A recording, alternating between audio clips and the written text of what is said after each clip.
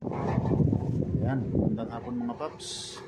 Isang mabilis ang video para kay Rossi Sigma 250 2021 model. Yan po ay mag-aapat na taon na. Sa wakas po ay napalitan ko na rin siya ng gulong, harap at likod.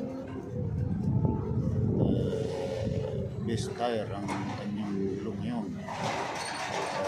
Maganda naman yung gulong ngayon. Makapit naman sa mga basa.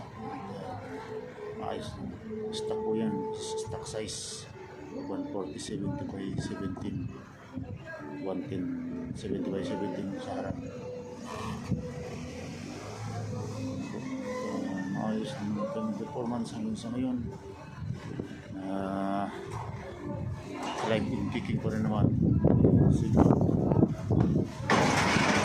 sinasabi ng iba sira ito. Yan ay malaking pagkakamali mo na. Yan po. Ang aking Rossi Sigma 21 model. Ayos na maayos pa rin yan. Kita natin yung gulong. Ayan, kanyang gulong. Ayos yan.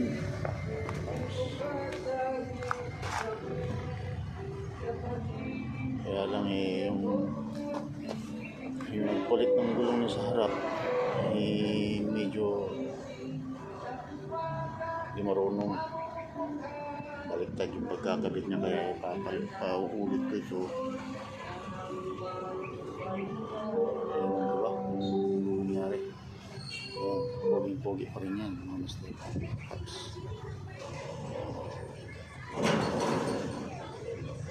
4 years na sa akin yan. Ano po, maraming salamat.